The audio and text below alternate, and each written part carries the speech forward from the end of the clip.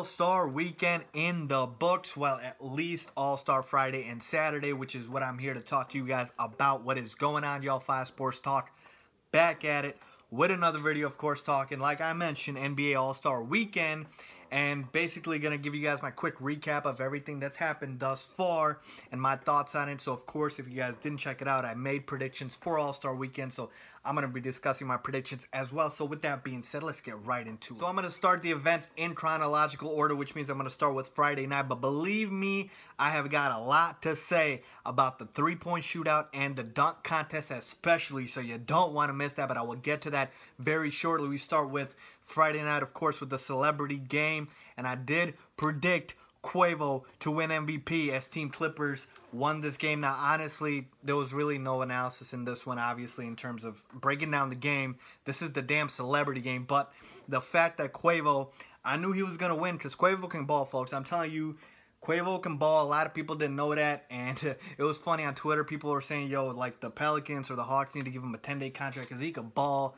And he was out there doing Euro steps. He was out there making put-back layups, smacking the ball, and blocking people. I mean, it was a show that Quavo put on. And certainly you could see that he does ball that way. So, Quavo, props to you for winning the MVP. So, I did get that right. Not trying to take too much credit for that. But, again, with that being said, moving on to the next event, which was the USA versus the World game. Now, this one, I guess I can give myself half credit because I did predict the World team to win, and they did win easily, handily. But Bogdan Bogdanovic, I hope I'm pronouncing his name right. I don't want to butcher it. Won MVP from the Sacramento Kings. I had Ben Simmons winning this award, but Bogdanovic put up 26 points and 6 assists and kind of ran away with it. Though Simmons, I thought he was going to put up a monster triple-double. He flirted with one.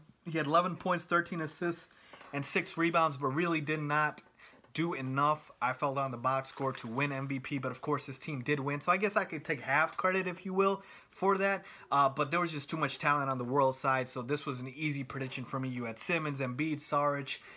It was just too easy. Bogdanovic. So for me, it was just too easy for this one, and that is what it is. So moving on now to Saturday night, and the first event was, of course, the Taco Bell Skills Challenge.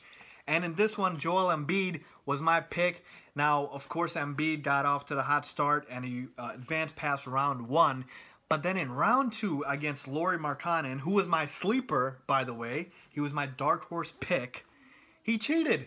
Embiid did not even complete the bounce pass, and he just went on to the rest of the contest, and he still lost, so that was funny as hell. But the fact that he cheated, I'm disappointed in you, Joel. You did not trust the process on that one.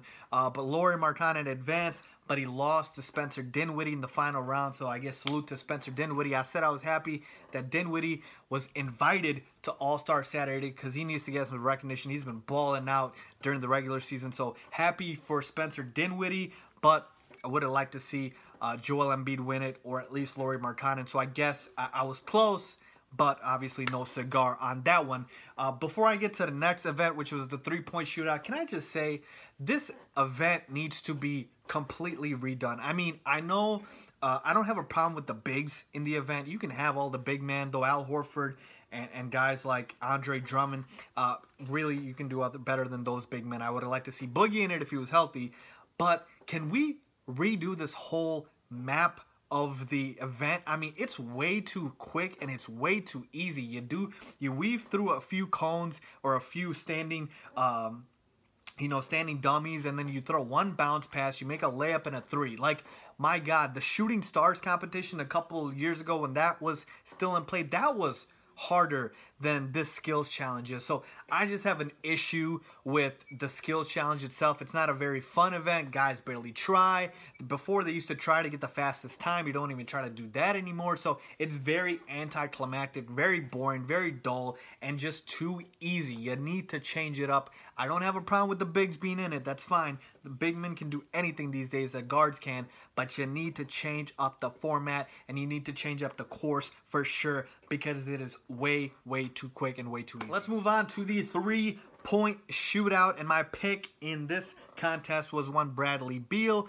I don't know what I was thinking, but hey, it is what it is. Bradley Beal, of course, did not win the event. Devin Booker stole the damn show and set the all-time record, I believe, with 28 points. Though, of course, that is a flawed or a sort of a qualifier next to it, or an asterisk next to that number, because, of course, there's a lot more money balls now than there are before. You have a whole rack of money balls in addition to a money ball on each rack. So that sort of, propels the score more than it should be. So technically, it might have been like a 22-23 in the old format. But with that being said, Devin Booker shot the lights out, folks. And honestly, I should have went Devin Booker or even Klay Thompson, who finished second.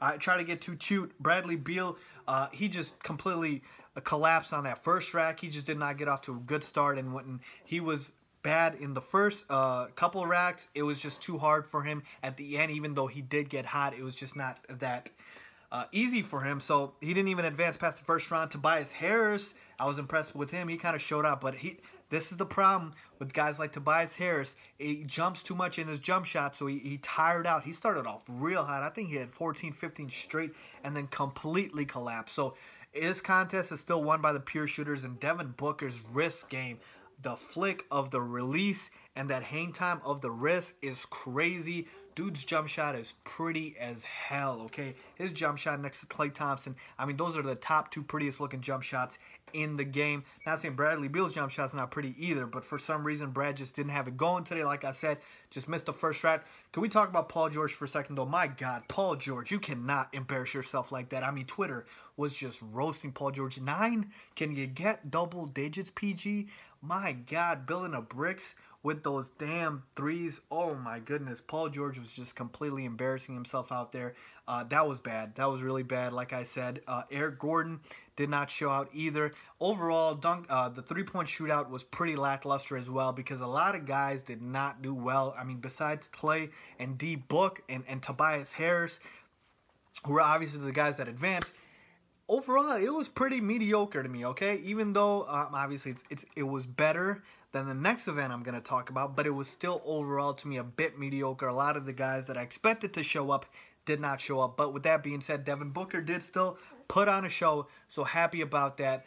Great display of shooting by Devin Booker. Now, let's move on to the dunk contest, okay? And talk about the dunk contest. Of course, it was won by one Donovan Mitchell. Now, I'm not going to say this was the worst dunk contest of all time, because last year's dunk contest, I had to look it up because I couldn't remember it. It was won by Glenn Robinson III, okay? What I am trying to say, though, is this dunk contest had, in all of the years I can think of, probably the least amount of creativity, in the sense that the dunks have never been done before. Now, when I say no creativity, you could be like, Fives, yo, Larry Nance pulled out his dad's dunk. Yeah, I get that. And then you had Black Panther, the mask, pulled out by Victor Oladipo. No, what I'm trying to say is the dunks that were done in this contest, I mean, you've seen all those dunks before, so nobody really pushed the envelope. Nobody really tried to do something crazy besides one dunk. That is Dennis Smith Jr., who was my pick to win this contest. And we got robbed of the chance of seeing him in the finals, because I would have loved to see him in the finals over either Donovan Mitchell or Larry Nance, okay? That dunk where he went between the legs, switch hands, that was the best dunk of the night by far. That was the only pure 50 of the night. And my God, can we talk about the judges? Because can the NBA appoint some, like, tough judges, man? I know you guys want celebrities, and DJ Khaled was the only one who was a tough celebrity, honestly. And Twitter was roasting him, how DJ Khaled out here got like a 6-inch vertical, and he out here judging dunk contests. So that was funny to me. But in all seriousness, even Dr. J, who obviously you would consider like a serious judge, he was giving out 10s real easily. So the problem with me, it's not the format anymore, because the format was the problem a couple years back. Remember when John Wall won the dunk contest? That format was awful. The problem isn't the format anymore. You get 2 dunks per round, and then you have the championship round. That's fine. It's the judges and the fact that you're getting 50s too easily, okay? Now, I'm not going to blame the judges completely, because the contestants also deserve blame. Like Victor Oladipo, I mean, outside of putting on the mask, I mean, his dunks were not that creative. And then Donovan Mitchell, I mean, let's talk about his dunks, okay? You talk about the first dunk. He took another backboard, brought that, and dunked off that backboard and did a windmill. Windmill was impressive, but I've seen guys do that at the gym at the local gym off the wall. Now, of course, that's basically like doing a dunk off the wall, where you throw it off the wall and you do a windmill. So to me, yeah, it was nice, but not that impressive. Then you talk about the dunk over Kevin Hart. It's Kevin Hart and a few kids that he dunked over. It looked nice. He got hang time, but it would have been better if he had something taller that he was jumping over, because clearly he easily cleared Kevin Hart and those guys. So that dunk wasn't that impressive. And then overall, in terms of the Vince Carter dunk, again, you're copying and you're doing the same dunks over again, and you're not even doing them better. Even Larry Nance, when he copied his dad's dunk, he didn't do it as tight, as clean as his dad did. So I admire these guys trying to, you know, bring back sort of the nostalgia of these old dunks.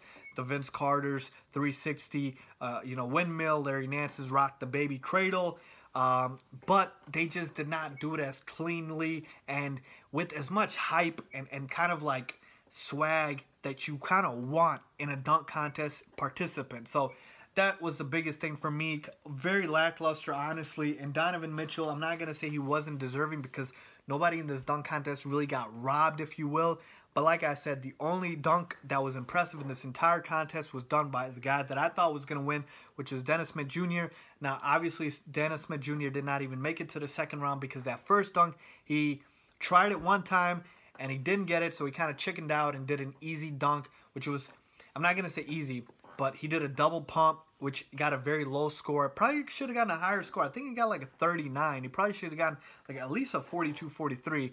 And he probably would have advanced over Larry Nance. But again, that's what happened. So overall, to me, I was very disappointed in the dunk contest. And honestly, folks, the 50s that the judges give out need to be changed. The contestants need to try much harder. It just, to me, I just don't have as much fun watching the dunk contest as I used to. Obviously, we got spoiled 2 years ago with Aaron Gordon and Zach LaVine. I would like to see something like that happen again. But those are my thoughts on the events thus far. Let's see what happens moving forward. But let me know what you guys think about the events. All right, tell me your thoughts on the dunk contest, the three-point shootout, all of that good stuff. Leave it down in the comments down below, and let's talk. As always, make sure you guys are subscribed, turn on your post notifications, follow me all on my social media, and do not forget to share and like this video. Thanks for watching.